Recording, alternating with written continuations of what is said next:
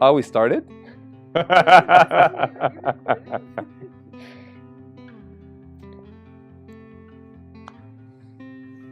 All right. So my name is Rami, and I'm not this. I don't think I'm ever going to be in a position where I give advice that's life-changing, but I can summarize my experience with life.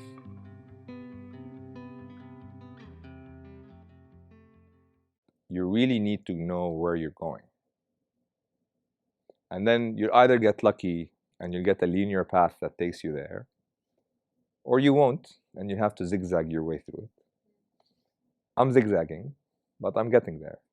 And when I say linear path, obviously there's always ups and downs, even if you stay with the same organization for a very long time, right? But it's a linear path. You're in the same place, you're in your comfort zone, you're progressing, you get there, there's a support system. It's different from when you have to shift a company to get different skills and then shift an industry and then be asked to relocate and then say, then you have to move. So when you have to recalculate all the time, and I'm a father, I have kids, they're 11. So doing those calculations and saying, it's my passion, I want to follow my passion. You know, there's this other voice that says, you also have to pay your bills, you know?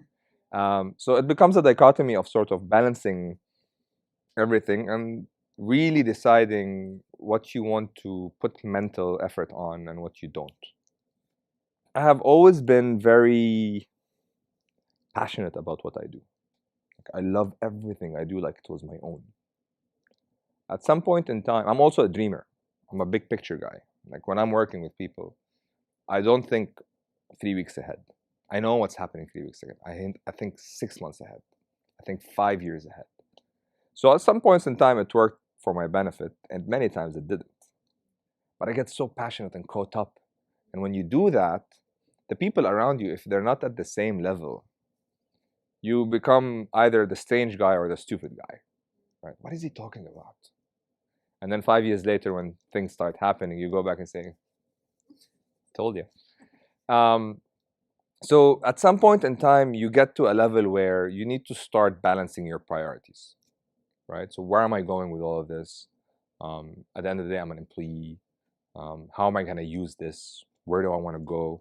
How am I going to start balancing my financials? How am I going to start building my financial states and my healthy wealth, or whatever they call it, in addition to my professional career? How am I going to stop working 15 hours a day? How am I going to start paying attention to my kids who are growing up now, who are it's no longer enough for them to stay at home, who want to do sports, who want to do gymnastics, who want to ride horses, who want to do all this stuff. And then my wife is also a career woman. Like, she's the publisher of Elle magazine. She's also busy. She's traveling. She's working day and night. Like, how do you then build this healthy environment? And you start realizing there's so many things to juggle. And at that point, you start saying, all right, then there's my health. Then there's my, and you realize that there's so many things to juggle when all you've been focused on is, when am I going to get paid? Where am I going to get my promotion? Is this project done? Is the client happy? Is the boss happy? And you realize how much there is. And it only kicks you in when the weight becomes too heavy and you have to lift your head up and look around and say, wait, hold on. Let's fix one piece at a time. And it's a journey. You have to build mindset. You have to build routine. You have to build discipline. You have to learn how to let go of stuff. You have to learn how to say no. And you need to get brave on really making change something normal. Like moving on to a different job, or looking out for something else, or taking a risk with something that's coming, or, even in the company, a lot of people in companies don't fear saying no because other people, you don't know what they're going to say about you. You're going to build politics, but sometimes you just need to learn how to balance things. And as you build that, and as you work, I started listening to books. I started listening to so I don't read books, I listen to them. But I started listening to 4 books a month. I'll finish a book every single week. I started with leadership books, then mindset books. Now I'm in finance books. And eventually you get different perspectives of life. And people underestimate the power of books, because books are literally a summary of someone's experience. Like, it's a shortcut for you to avoid many things. So whenever there's a topic, I choose 3, 4 books just to get a couple of perspectives. And then, I build my own. But there are some amazing books out there that are life-changing. The one that really changed a lot of things for me is called Dichotomy of Leadership. I forgot the name of the author. But that book was written by a Marine who then, after coming back from Afghanistan and Iraq, became a leadership consultant for companies. And he gives a lot of examples about the role of the leader and the role of the pack, and when to delegate, and when to build succession plans, and when to go in with them, and when to really stand far. Because he gave an example once they were raiding somewhere, and he was the only guy who didn't have the goggles in, and he had his gun up. So he was vulnerable to anything that could come in, while all the teams were focused with their goggles on. And his thing is, when everybody's working on small picture and tasks, somebody needs to be looking at big picture, or everybody's doomed. And it changes perspective on the role of what you do as a person, as a player in the team. What's your role? What value you're bringing to the team? So that was one. There was a couple of other books, like The Monk Who Sold His Ferrari. It's a beautiful book. The 5 a.m. Club as well. The 5 a.m. Club got me to wake up to relook at myself, my health, my fitness, my routines. I knew that night routines were never going to happen. So we got a dog at some point in time. So he forced me to wake up every day at 6. So now I wake up at 6, and I have a morning routine from 6 to 10. So I don't start at 5. I'm an hour late. But eventually it builds up. And with time, that's why I said 6 months. With time, you start building new things. You start picking up the phone and calling your sister and for a Zoom call to say hello for no reason while you're eating for 10 minutes. You start checking out on your friend for no reason, not because you want to plan something. And those little things, they give you those little bites of joy. And eventually just everything adds up. And then when bigger things come, like the project that's coming my way, I'm more ready for it mentally. If it would have come to me a year ago, it would have been really, really tough. Yeah. But I feel now, like, after everything is coming together, and you have to always believe that it's always going to be okay. Sometimes you have to push through. I've taken some risks in my life. I've taken some steps back that I don't regret, because they only... And the idea of taking a step back to take a leap forward is real. I'm living it right now. I took like 10 steps back, and I took a big leap now. And I'm happy. Unfortunately, the concept of mentorship is not very popular here. But we're seeing it build up. So the act of people finding mentors is very, very important. Super important. And people underestimate it.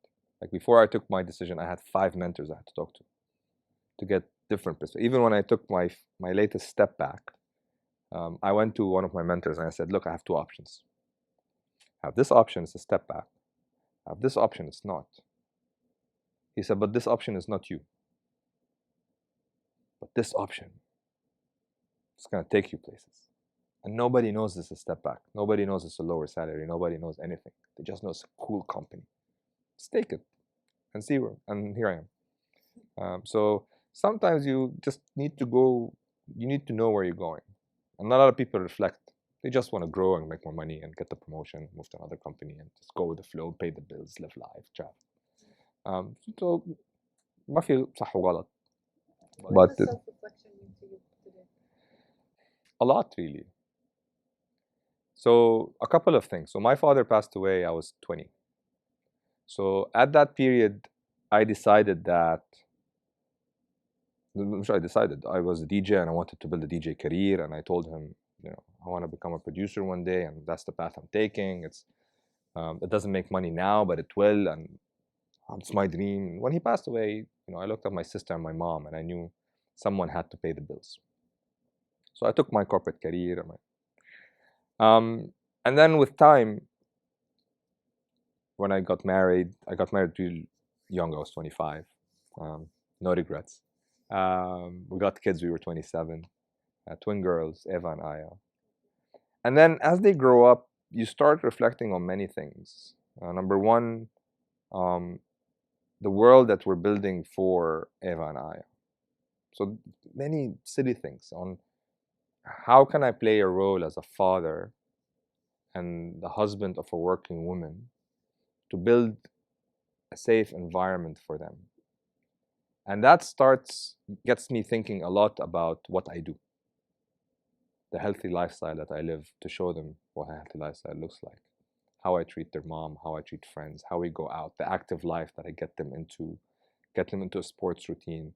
I did a podcast called Yalla Nashat, which was a fitness podcast. I interviewed 18 people, 9 in English and 9 in Arabic.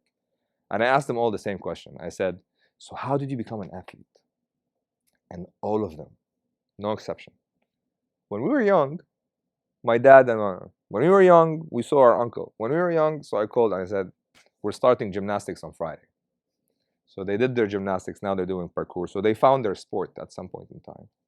So I needed to teach them discipline. And the more you think about it, and then I told you the journey I went to on what am I doing? So health, mental health, physical health, social health, professional health. Like, how does it all spend? You need to sit down and really reflect a lot. At the time when I decided to move out from OMD to move to Anghami, I went to the beach. I sat down and I looked at the sea. I arrived at like 11 a.m. I left at like 4 p.m. But whoever passed by just saw a guy sitting like, guy, are you tanning? Are you okay? Are you hungry? Is someone coming? Like, I just sat there and I had to think about a lot of stuff because I was in a very senior position. I was handling global accounts. I was well paid. I had amazing things coming my way. And I decided to leave because I wanted to music, I wanted marketing. And moving to a startup is risky. It was a startup in Beirut, so I had to build. My position was in Dubai, but my team was in Beirut. And everyone thought, but music companies are losing money worldwide. There's no music company that's profitable. Fast forward, everybody's doing okay now. But in that reflection, and then when I wanted to move into TikTok, everyone said, but isn't music your passion? What do you know about content? How are you going to work in a big organization? There's going to be 3,000 employees. How are you going to stand out? It's like, guys, but I'm in the content business. Like, I want to learn every single brick and everything about the music and music business, talent business, digital business. Like, I saw a local app open up from scratch. So I want to see what a global app looks like and how it operates. So at every point, you start looking at, I'm doing great. So what am I doing? And then you ask yourself, where is this going to take me? And then you sort of build up from there. And in that journey, you start meeting people that have different perspective on life, different values, and different ethics, and different mentality, and different thinking way. And you stop thinking of there's a beautiful book called Surrounded by Idiots. Have you read it?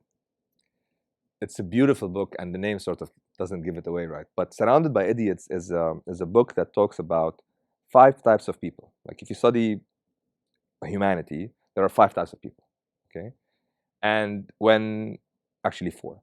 But if you put them on a grid, when 2 people sit on different angles of the grid, they start calling each other idiots because they have different values. If we are thinking, one of them is very assertive, results-oriented data, the other is very dreamy.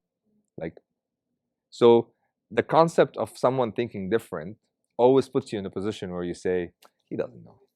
He's stupid, right?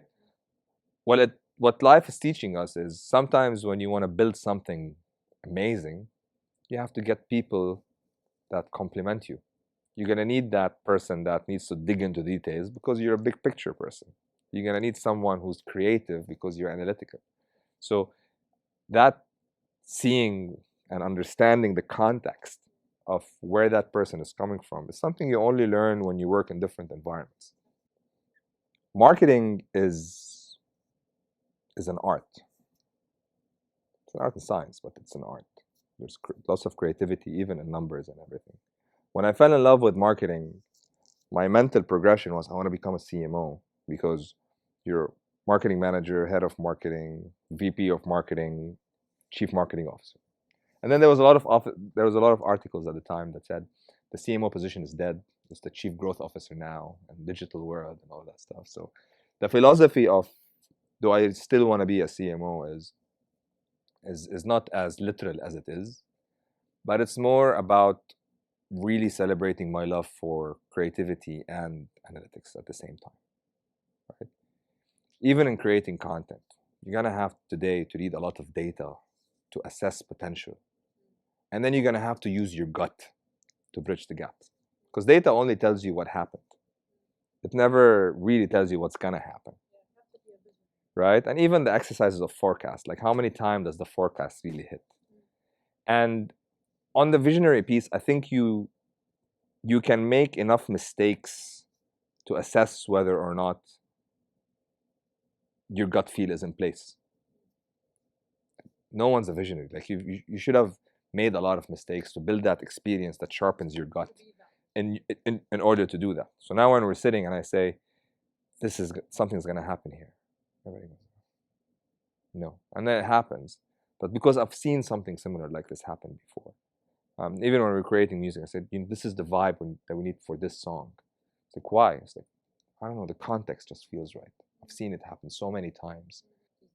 Yeah, and I think I owe it to my OMD journey. When you're working as a consultant for companies, you get access to a lot of information, right? So I've seen FMCG models, I've seen retail models, I've seen digital companies and apps, I've seen automotive. It just gives you completely different perspectives, but there's always a common bridge somewhere. So, and I got lucky because I worked with a lot of global brands. I worked on McDonald's, I worked on Visa, I worked on General Electric, I worked on Wrigley's, I worked on Kellogg's, Peugeot, PepsiCo. So there's a couple of those are monstrous people that are very, very clever at what they do globally, obviously. So you pick up stuff, and we always had this annual presentation where we came in with big picture, analyze everything, and then sort of break it down. So that trained me a lot in that process. And at some point in time, I had a boss that was super strategic. Like, he wasn't too pleasant to work with, but he was super smart. And I learned a lot of that strategic game from him. And I think that's what got me to become the big picture guy that I am. So, 3 things I love about TikTok. Number 1 is it's not a social platform.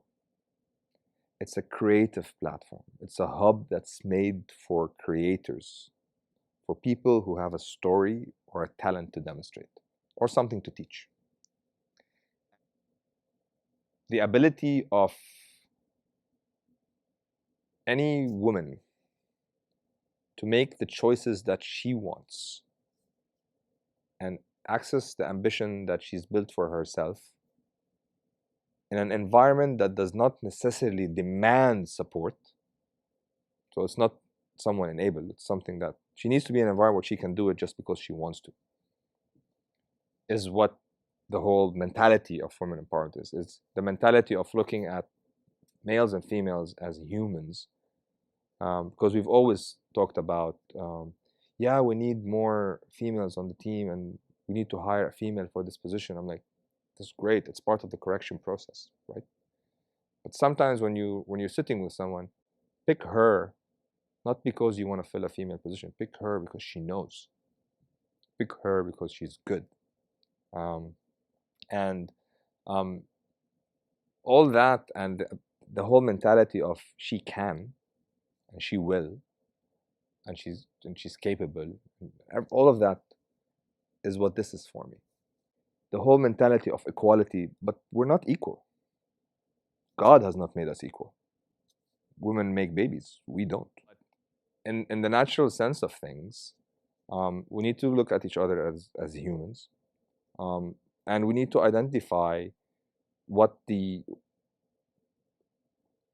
if I look at my wife, like, what do you want? I'll become a successful businesswoman. Like, let's make that happen. And what stops you will protect. But she built herself on her own. I look at my kids, what do you want to be? They don't know, but I'm gonna build the foundation that's gonna enable them later. Like value of time, discipline, identifying, the right and wrong, knowing what the world is composed of, right? I think it's a lot of things, but it's that acknowledgement of I don't care about gender. Like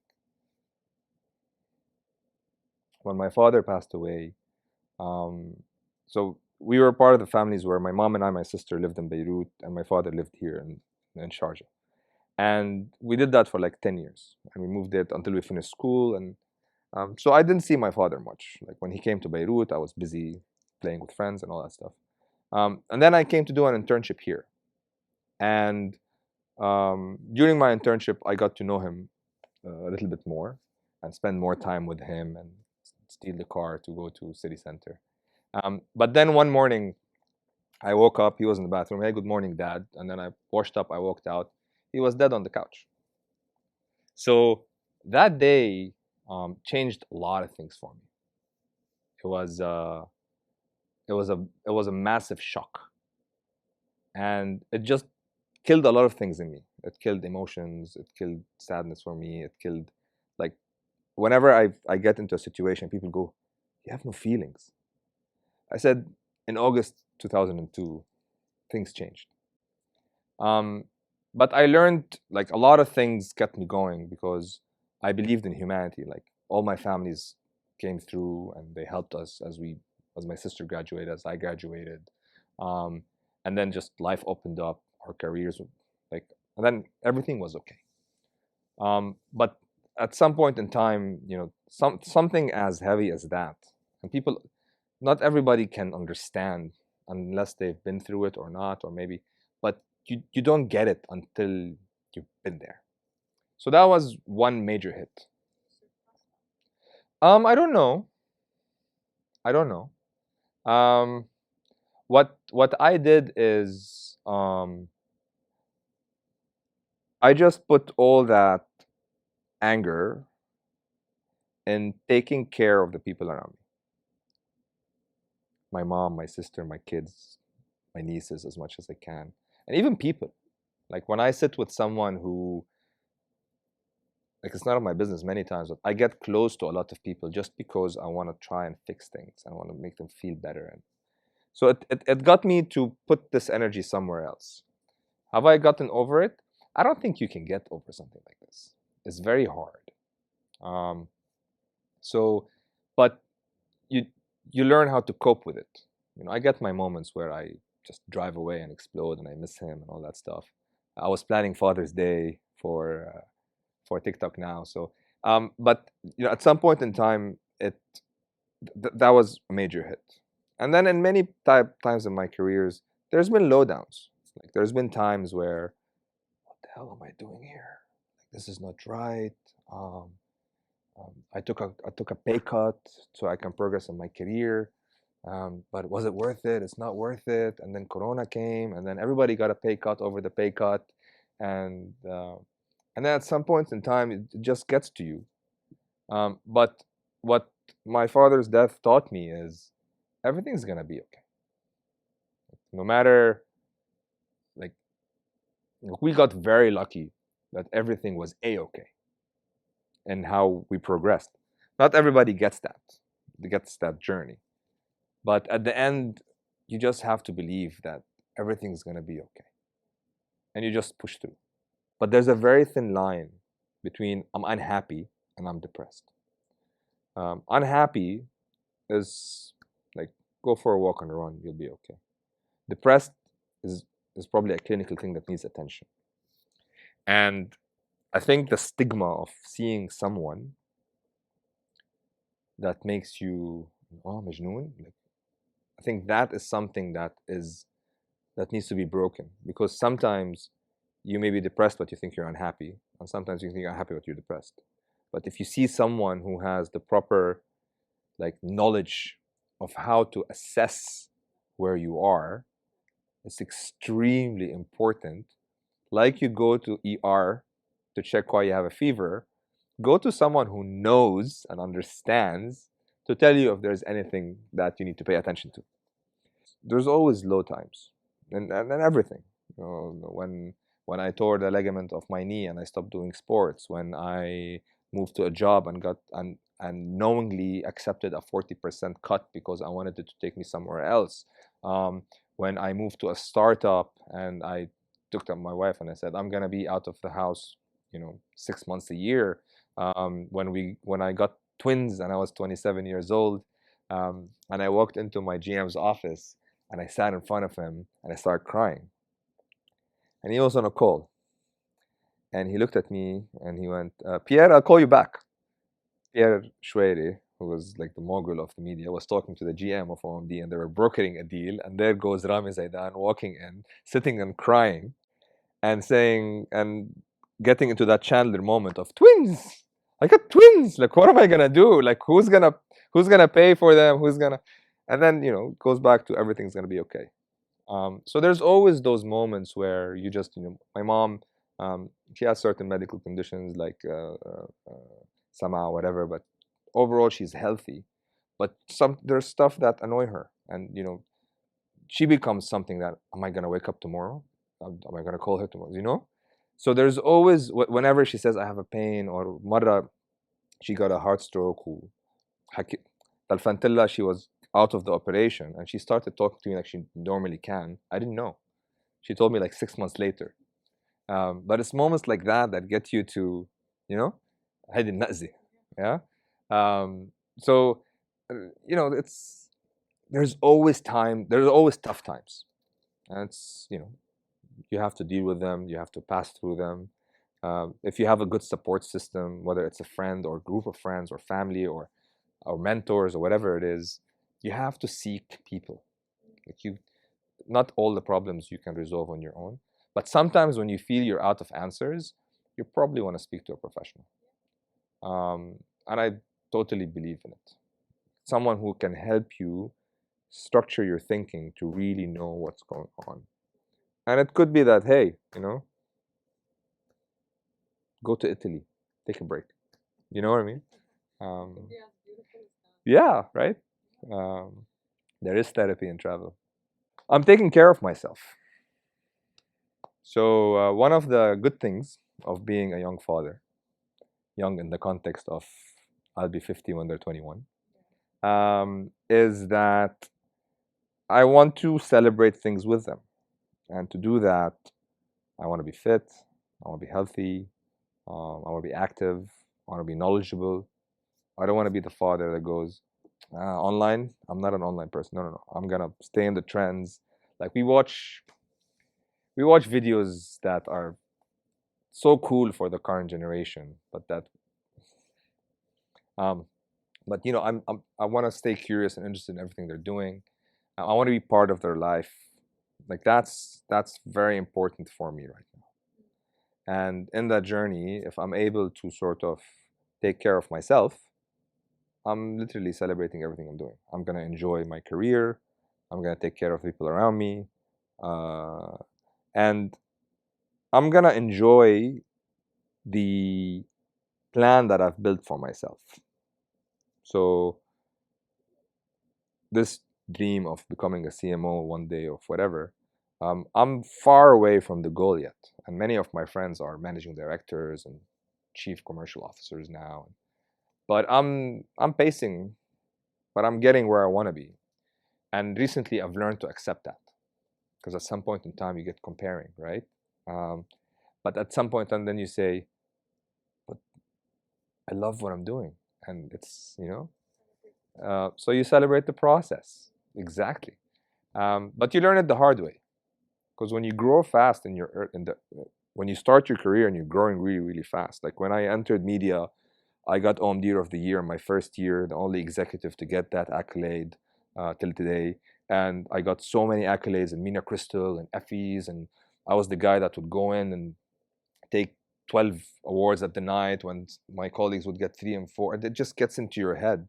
And when things slow down, you start doubting yourself and you start comparing yourself and you start, and you want to become but I'm the smartest in the room. Well, look at, right?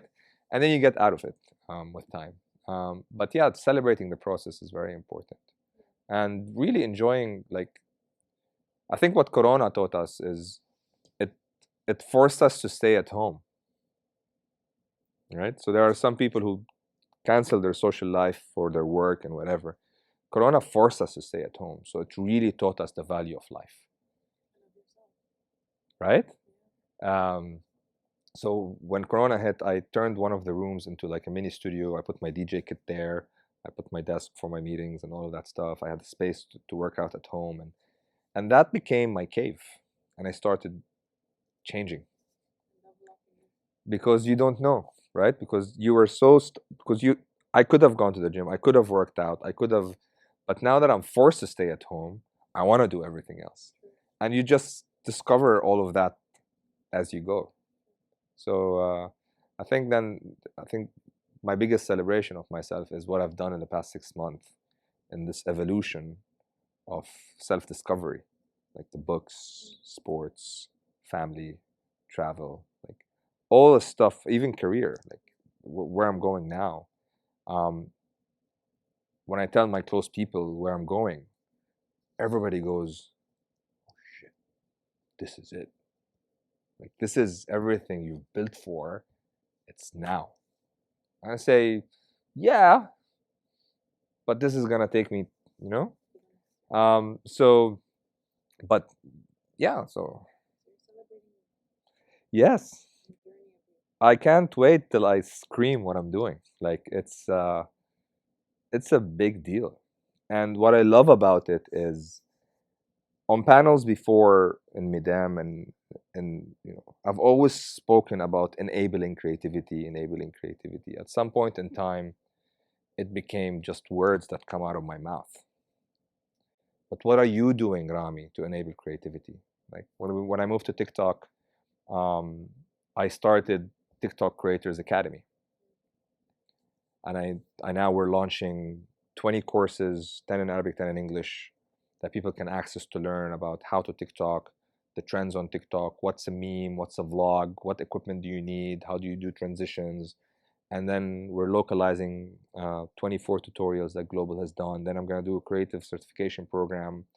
um, when I was in Anghami, I hired a very close friend of mine called Big Haas. I convinced the board. I said, "Guys, I need this guy on the team." I said, "Why?" I said, "Because he's gonna bring us all the local talents, the rising talents. He knows them all." Like, no, but they don't deliver streams. And we had this discussion. And I said, "Yes, but they will in 3-4 years." So we got him in for an annual contract, and we started getting them, and then the hip hop people won't come because we were an Elisa and Nancy Ajram platform. So I went to him and said, let's create a hip hop cipher. Who are the top 9, 10 hip hop people around the world who are Arabs? So he did a great job. He got DJ Sandhill to create a beat that was a bit fast because you need to be a really skilled rapper to rap on a fast beat. Very old school sound. We got 9 rappers: Iraqi, Syrian, Egyptian, Lebanese, like you name it, from all over the world. People based in Holland, people based in Canada, people based in Lebanon, people based in Palestine, people everywhere. And we created the hip hop cipher. It didn't go viral, but every single hip hop producer called up and says, "Respect, we're gonna start." And that changed a lot, changed the scene a lot, because they went from being just on video platforms into streaming platforms and just changed their perspective on things. I started Anghami sessions that allowed artists who want to sing outside their comfort zone. So Nasif Zaytoun, who is a Dabki singer, sang jazz on Anghami session. So, but I was part of something. Like I was always enabling with my ideas as part of a bigger thing. Where I'm going now is we're gonna hopefully change the game and really redefine how people who want to be in the entertainment field can be. We'll talk about it soon. We're gonna be the first platform to air you. Yeah. If this video is coming after the 1st of August, it's probably gonna be public by then. But it's something I'm truly excited about. We can't wait to hear all about it. Yes, I can't wait to talk about it.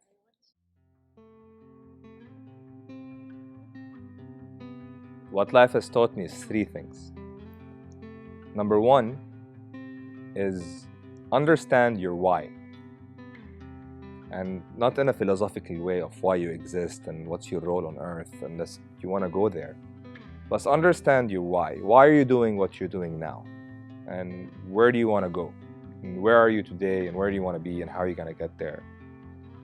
Understanding your why will allow you to start defining perspectives that will allow you to analyze what you're doing.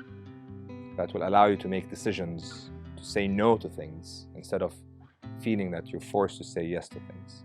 So that will be the first thing. The second thing is believe in your worth.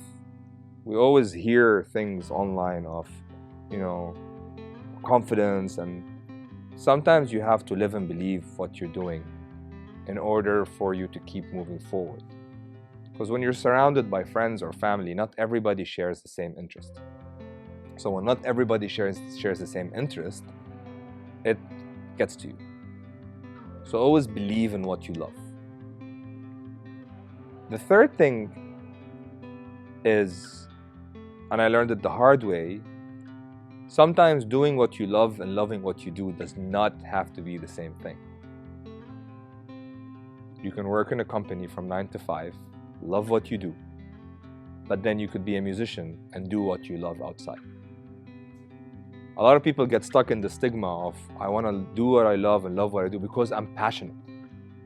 So here the context of the word passion is different.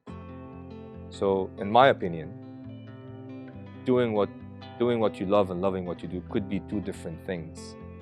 And loving what you do could pay the bills, and doing what you love could keep you sane. So, know your why, always follow through what you believe in, and don't get stuck with, having to be so overwhelmed with what's called passion. Just do what you love and love what you do, and decide if they're the same thing or not. Speak louder, and remember to exhale.